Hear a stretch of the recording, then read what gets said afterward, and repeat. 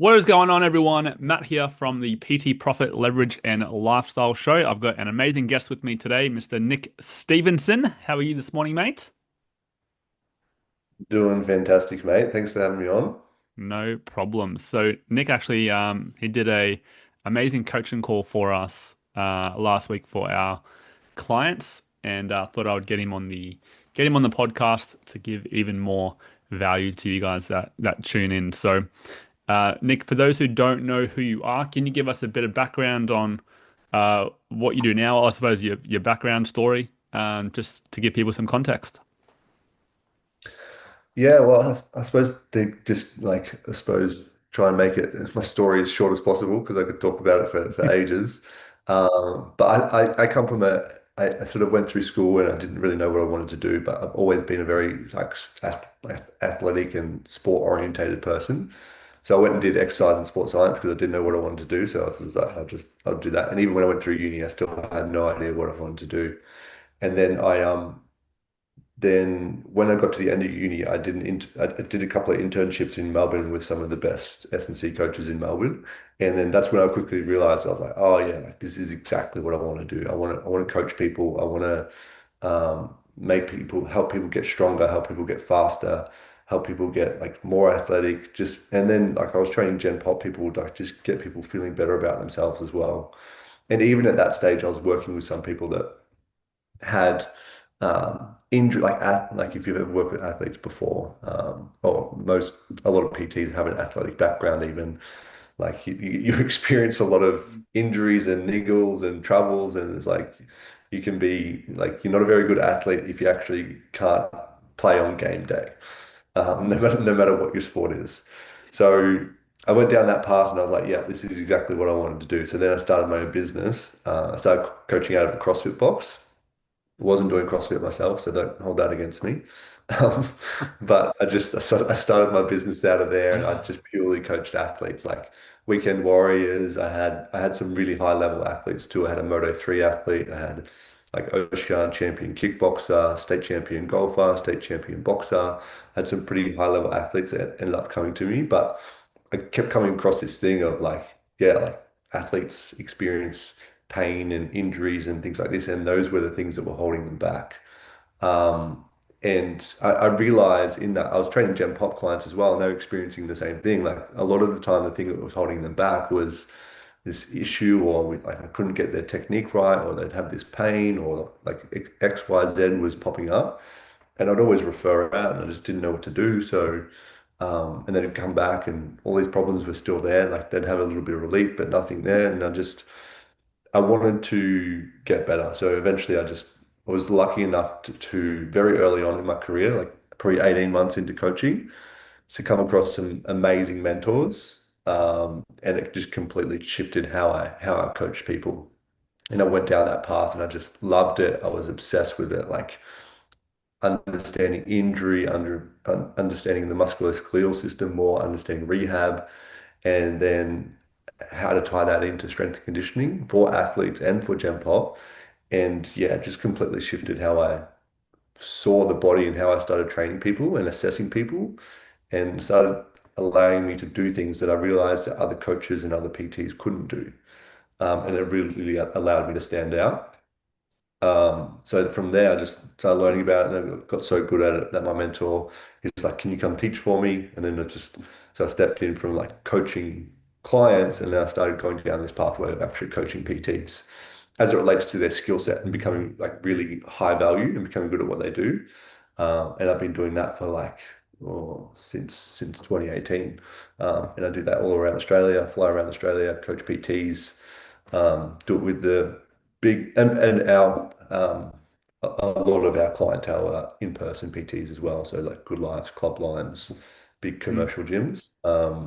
A lot of the PTs have come to us. So yeah, that's the mission that I've sort of been on, and I love this industry. It's where I started. It's where I built my passion for helping people. And so much there's so much potential in this industry that I think a lot of PTs don't actually realize, and you probably see it too, Matt. Is like Mm. how good you can be in this industry, how successful, how much money you can make, how much impact you can have in this industry. But PTs just aren't. set up for success and they're not given the tools to actually be able to do it in the skill set side and the business side. Yeah, for sure. And yeah, it's super interesting about your journey over the last, or however long it's been. We're obviously talking a little bit before we started recording about the um, obviously having the skill set to train Gen Pop and athletes with injuries and injury prevention and all that type of stuff, and then how it can or how you can really stand out as a PT to kind of get people to come to you rather than you trying to attract Yeah. people. I'd love to kind of dive into that a little bit, and then of course how that kind of relates to business with retention. Of course, obviously, if you're able to help people with injury or prevent injury, then obviously they want to stay with you for longer, right? So Yes. I'd love to kind of whatever you want to go through first. We can probably I suppose for the people that listen to this, they're probably face-to-face trainers in like Good Life Club Lime, Anytime Fitness, those type of Yeah. clubs. So they're probably Yeah. training a fair bit of Gen Pop, to be honest. Yeah. So I suppose what are some of the trends that you're seeing with some of the trainers that you have coached? What are they doing, and what should they be doing instead?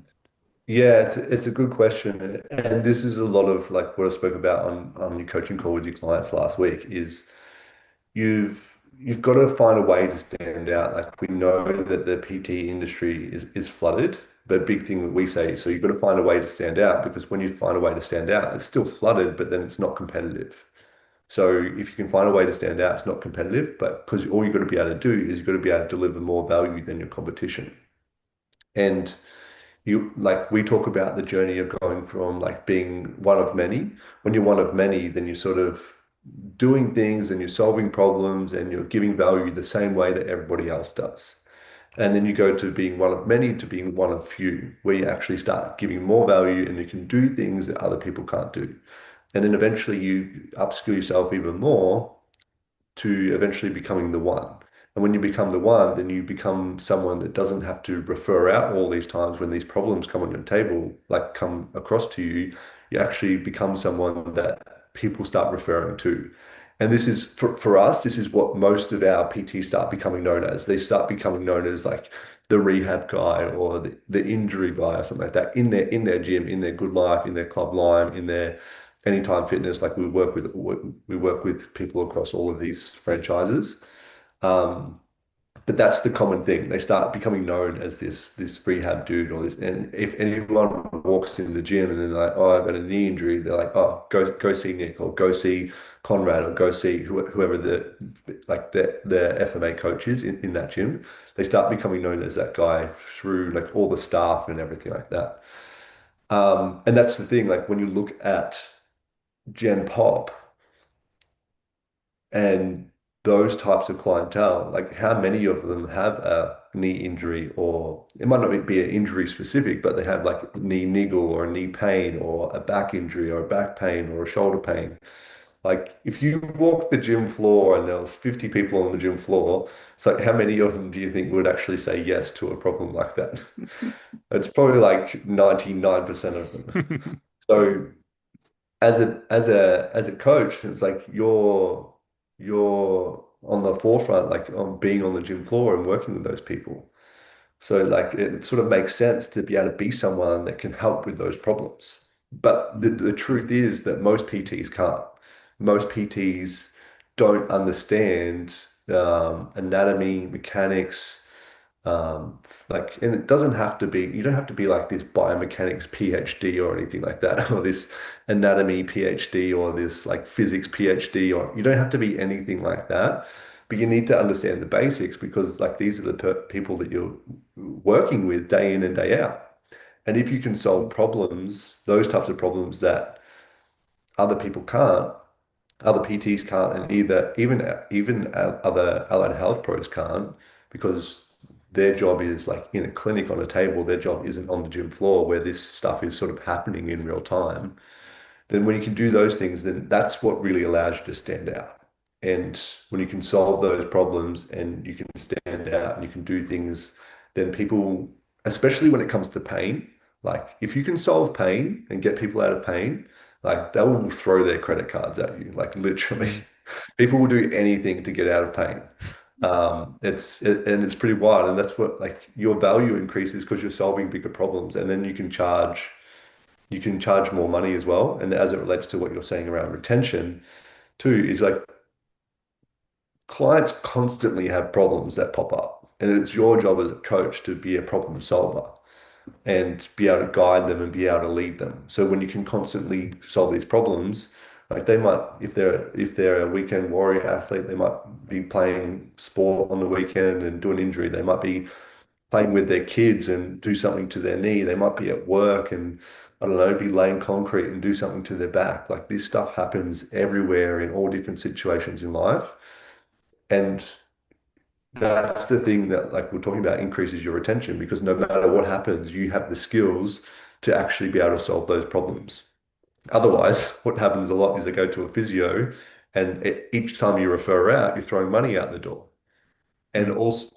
also the last piece of that is this is me generalizing, but a lot of people when they go to an allied health pro for an injury, what do they typically say when there's an injury in terms of what they should do at the gym? They're like, okay, you'd probably need to take 2 months off training and just rest and let it settle. And then you've lost the client for 2 months because your client has more trust in the physio as it relates to the injury than they do you. So Yep. yeah, there's a lot of ways that it plays out. Yeah, it's a really good point that you bring up there because I mean I've experienced this as well as a trainer. Like I've still done well, but I don't have a big skill set in the biomechanics and that type of stuff. So Yeah, I've had to refer out plenty of people. yeah, And yeah, you're right. Literally, they're like, oh, I can't afford PT anymore. I'm paying for the physio. Oh, okay, yes, cool. Well, I'll see you around. yeah, Next minute, you never yeah, see him again because they never get yeah. their problem solved. Yeah, Um, and definitely like definitely don't try and fix things that you don't know how to fix. But it's mm, either you have to refer out or it's like, do you want to build the skill set so you can actually solve those problems so you don't have to refer out? yeah, for sure. Um, with the injury prevention and that type of stuff for Gen Pop, what are some of the common? I know probably most people have niggling injuries, but what are some of the common things that you think PTs can pretty easily improve their skill set to improve their value and then obviously help more people? Yeah, like the biggest thing is you're only as good as what you can see. And in terms of what you can see, it comes down to your ability to be able to assess what's going on. And this was where I was at pre pre like learning this stuff as well is I would see something like I could see a squat or I could see a deadlift and it wouldn't really look that great. I'd be like, oh, like that looks ugly. And then I'd see one like, oh yeah, that's really good technique. They nailed it. But then I'd like if something didn't look good and I was like, oh, like I've got some work to do here. And I'd do some technique work and improve that technique. And that's what I find the industry these days is very good as it relates to technique, especially if we talk about like the big lifts, squatting, benching, deadlifting, like strength training has become like really mainstream, like through everything, through social media. So I find a lot of PTs are really good when it relates to strength training these days compared to like 5, 10 years ago when I was first in the industry and people were just horrible at it. Um, but it's just become so mainstream now, like powerlifting is a big sport, all these things. But the biggest gap that I see now in PTs is that they just don't have the ability to assess further. So they can see a squat doesn't look good because they understand what good technique is and what isn't great technique. And this is a saying that we have as well is you must first understand like what is good, so then you can see what is wrong, essentially. Um, but yeah, the biggest thing is like when you see something looks wrong, it's like most coaches and PTs don't have the ability to be able to assess further to actually determine why that's happening. They just have these sort of blanket terms of like, oh, I think it could be ankle mobility. They have these tricks up their sleeve that works for a certain percent of people, but they actually are just essentially throwing shit at a wall and hoping it sticks because they don't have the ability to actually determine where it's coming from because they don't have a proper assessment process. So even if we look at like a squat, for example, there's so many things that could cause a squat pattern to go out of out of um, like with just terrible technique. And we talk about the foundations of movement in the body is the ankle, the hips, and the thoracic spine. So it's your ability to assess like the talocrural joint, its ability to get into closed chain dorsiflexion. For looking at and like you're looking at the hips, it's the ability to get into hip flexion, abduction, external rotation, and ability to get into thoracic extension as well. But you need to be able to assess these positions as it relates to the movement as well, because the movement is the assessment. So there's certain ways that we like teach you how to assess, like, okay, how do we get rid of everything in the body and how do we just bias the ankle? We want to assess the ankle. So how do we just bias the ankle and just look at that? And then maybe you want to look at the hips. So how do we get rid of everything else and how we just bias the hips as it relates to hip flexion, abduction, external rotation to be able to do a test to see if someone has the range there. Or, and how do we do the same thing in the thoracic spine? So then you can actually determine where the problem is, and then we can apply an intervention to that area to actually create improvement. Otherwise, people are just guessing, oh, it might be ankle mobility, or it might be a glute weakness, or it might be a hip restriction. You don't really know unless you have assessments to confirm what you're seeing. And that's probably the biggest gap that I see with, yeah, with most PTs is that they're just having a guess. Sometimes, like good coaches, it'll be an educational guess, and they've seen these similar patterns play out in clients. But it's still a guess. They don't have an assessment process to actually. I like to call it like having a sniper approach instead of a shotgun approach. They're just like firing and hoping they hit something, rather than having the sniper approach of knowing exactly what they're doing, which then saves a lot of time because you know you're going straight to the heart of the problem. Yeah. And also obviously from the member or the client's perspective as well, if you can identify the problem pretty quickly, it's going to be a much better experience from them, and they'll probably stay with you longer Yeah, as yeah. well. Especially when you can understand their problem and piece things together better than anyone that they've ever had before, then it makes a lot of sense. Like I think I was sharing this story on your coaching call as well. I was running a workshop for a bunch of PTs a few weeks ago, and there was a young girl in there. She was about 25, but she'd had shoulder pain for about 10 years. And she'd had like 6 or 7 PTs and like in the hope that that would get her shoulder better, like strengthen it up, make her feel better and everything like that. And she'd also been to see like 5 physios and chiros and different allied health professionals and everything as well. And she still hadn't been able, so she'd almost surrendered to the fact that she was going to be in shoulder pain forever. And that's a reality for a lot of people as well. Like a lot of clients is that just members that have been in shoulder pain for 6 months, 2 months, and they've tried all these things and they just end up giving up and they're just like, I'm just going to train through the pain. Like I'm just used to it now. And that's what she was like as well. And then through just be able to dial into the shoulder and see what's happening in the shoulder, but then look at her whole body and look at everything that's contributing to the shoulder problem. Because usually where the body's experiencing pain isn't the problem. And that's a hot tip for like everyone. I'd say 90% of the time, 95% of the time, wherever the body's experiencing pain isn't the cause of it. We still need to deal with it because it's a symptom, but it's not the cause of it. So if you just deal with that, the pain will keep coming back. So with her, like all we had to do was like adjust her pelvis, and then that got rid of her shoulder pain. And that's just be able to assess all the things that could be contributing to the shoulder pain and determine like what's the biggest, almost like what are the biggest rocks that could contribute to this. And this is where we just have a process of like proximal to distal. What's the most proximal part of the body, which is the core, and the pelvis is in that area, and then everything emanates out from there. So it's just having a process. It's actually very easy. Like it might sound like complicated and be like, oh, like how did you know to adjust the pelvis to like fix the shoulder? It's actually really easy because there's a whole system on proximal and distal on how to assess each individual area. And all you're learning to do is like gather the pieces of the puzzle to put a really clear picture together to then know what to do with that client moving forward and how to help them. So yeah, it's actually really simple. It's just all I've got to do is like show people the pieces and like this is the pieces of the puzzle. This is how you put it together. And the only reason why I'm like great at this stuff now is because I put the puzzle together like thousands of times like by now because I've been doing this for so long.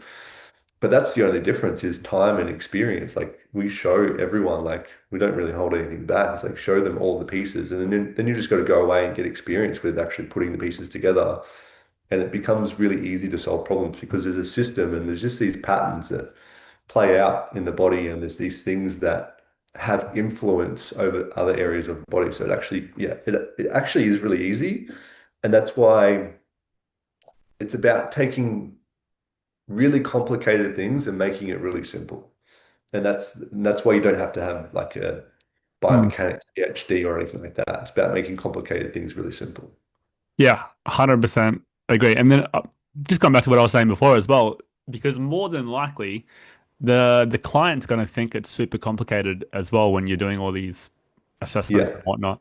But if you can simplify it down and just be like, oh, this is essentially what's happening, then again, they're going to obviously think really highly of you. And as you said before, pretty much 95% of people have niggling injuries yeah, or niggling pain. And especially people with like, kids, they want to be able to move around with their kids pain free. It's a big selling point. My, yeah.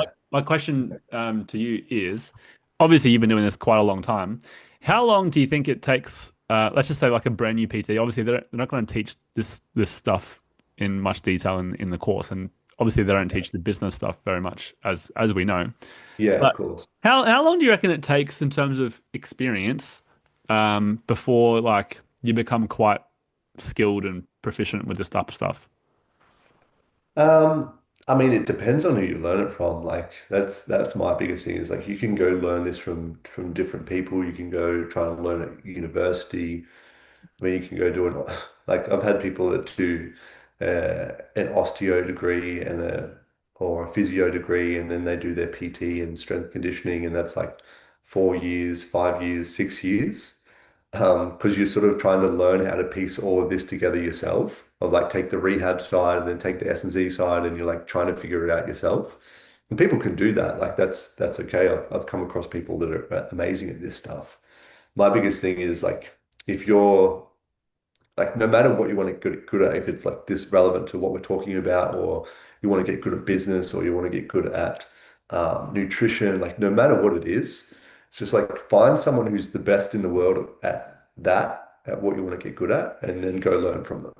And then you will accelerate your learning so much quicker. It's the whole point of mentoring. The whole point of mentoring is to turn decades into days. Mm. What's taken someone decades to learn, you can learn in days because they've held on to the information that's actually relevant, and they've gotten rid of all the information that's not, and it just doesn't work. So for me, like when I started learning this stuff, I was just like, this is exactly the type of coach that I want to be. These are the problems that I want to be able to solve. I want to be able to do this stuff because it's a constant roadblock for my clients, these injuries, these niggles. So I was like obsessed with it, like listening to it every day. It's like you can almost like think of like the Bruce Lee effect. Like Bruce Lee like died when he was like 30 or something like that. And there's rumors going around that he trained like still known as like the best martial artist ever. Mm. Um, and there's like rumors that he would train like 12 to 14 hours a day, which is like absolutely insane. Um, but like that's the thing. It's like depends on how much time you put into it. If you look at the say like 10,000 hour rule to actually become good at something, it's like you can do 10,000 hours over 10 years, or you can do it in a year. Like if you're like Mm. just if you're just obsessed. But I've like as a general rule, because it depends on people's lifestyle. Some people have kids and partners and all this other stuff, and then some people are just young, they're single, they've got no other responsibilities, and they can just Yeah. obsess over this stuff. I would say usually like to get a decent level of proficiency, like 6 to 12 months. And that's not saying that you don't know anything for 6 to 12 months, but to really know how the puzzle comes together and how to piece it together really well and efficiently without having to think about it too much, and you can just see everything. Like, yeah, 6 to 12 months of consistent learning. Yeah. Love it. Let's talk a little bit about the effects this could have on business side of things. Mm. We talked a little bit about obviously retention a little bit. What about and we haven't really touched on it too much, but what about like how much you're able to charge if you have this type of skill set? Um, Yeah, what are your thoughts on that? Yeah, it's I mean, I talk about three things that you need to be a high value coach.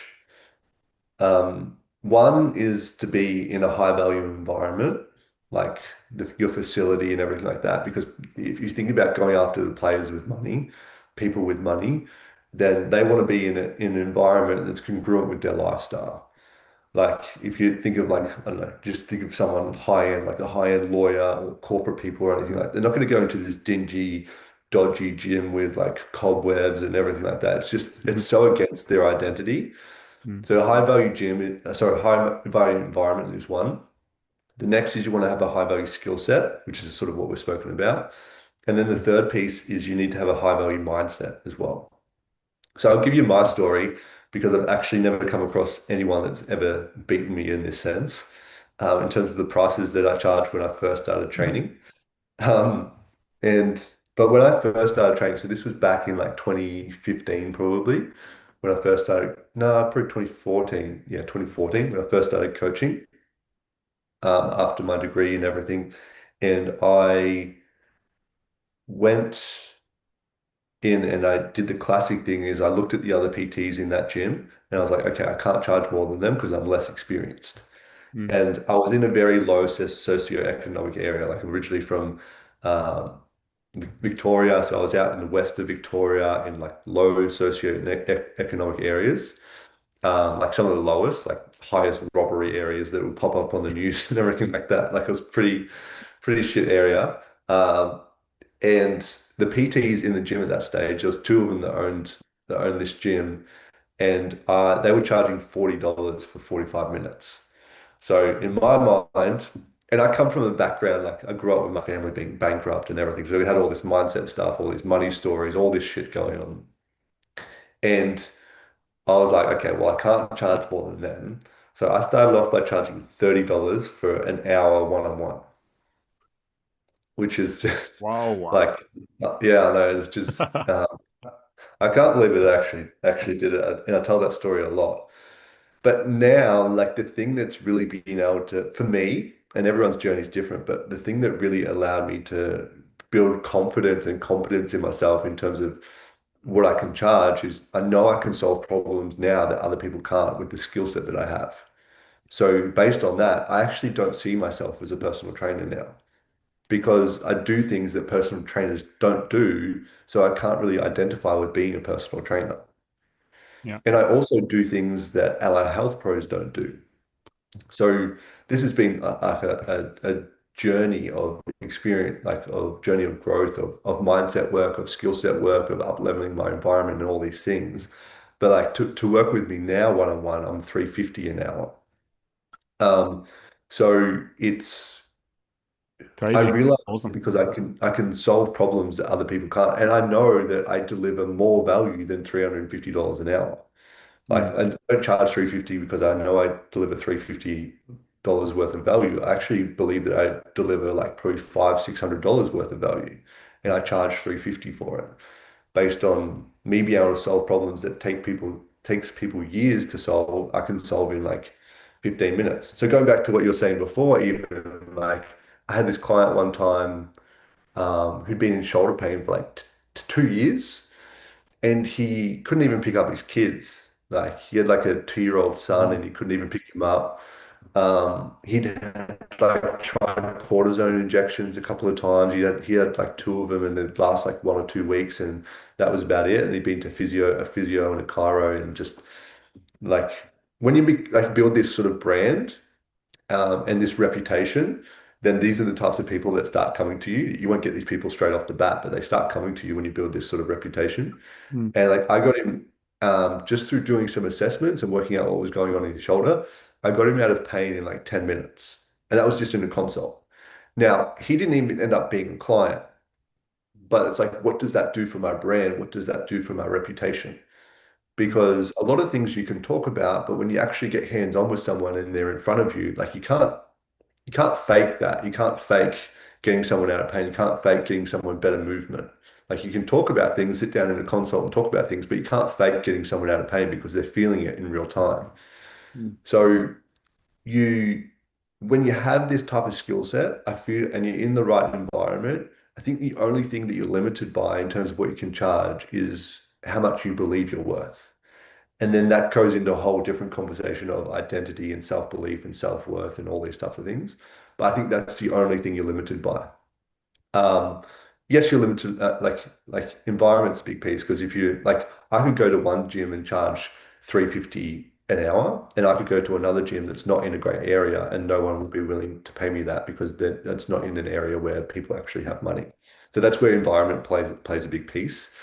Um, but yeah, like when you can deliver, like I used to have uni students that would pay me like $250 a week for like semi-private training because they just saw so much value. And that was them probably giving me like 70% of their income. Like, Yeah. but Well, because there's so much value there. yeah, well, it goes with the saying, right? If a homeless person wants a Louis Vuitton handbag, they'll buy one.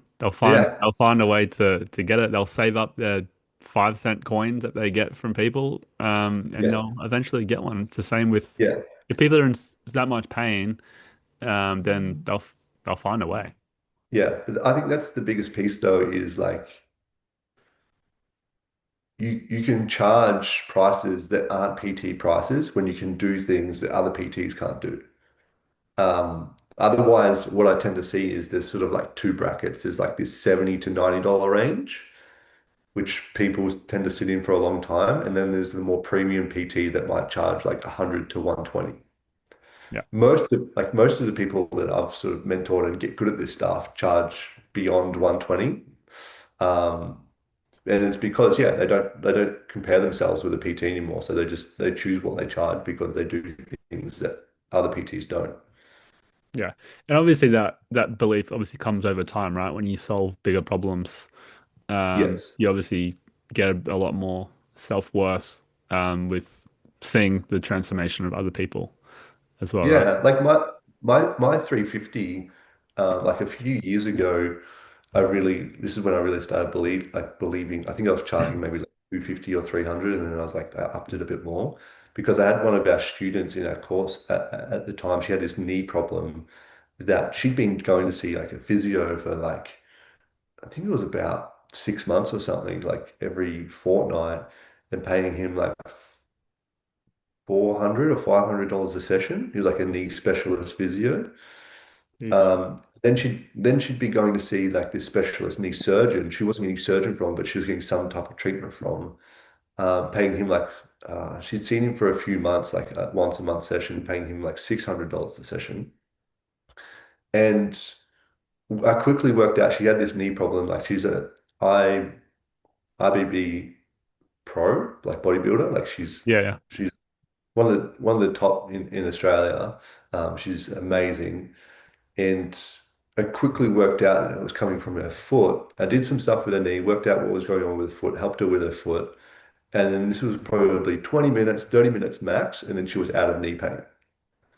And then in my mind, I'm like, okay, I can't compare myself to PTs, but even if I was to compare myself to someone and I compare myself to these specialists that are charging $600, and they're not fixing these problems, but now I can solve a problem that they can't. Like in my mind, that's where that I can justify that I bring $600 worth of value, probably more, because I'm solving problems that they couldn't. So mm, me charging 50 a session, I'm like, I could charge way more than that, but like that's where I leave it.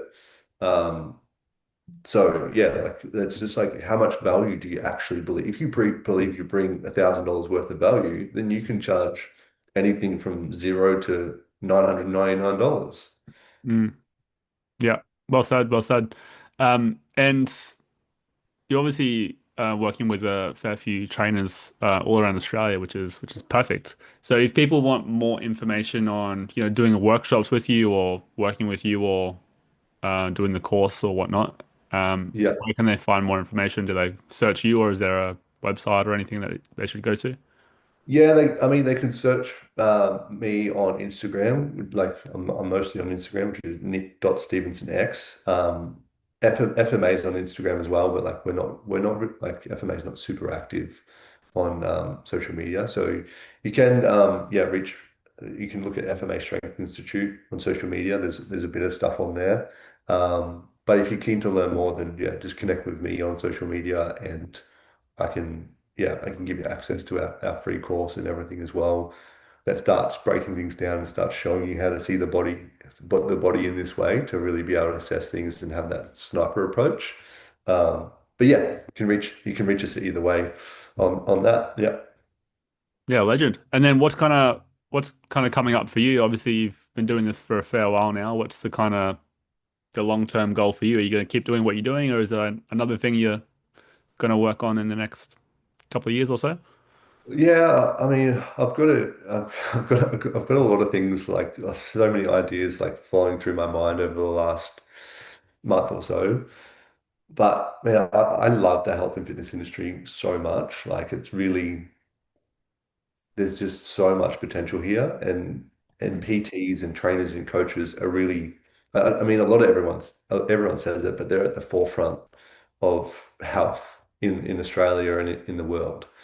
So I've had this massive goal to really completely shift the trajectory of the industry because PTs are looked down upon in terms of their level of Mm. understanding, their skill set, their qualifications. They're really looked down upon.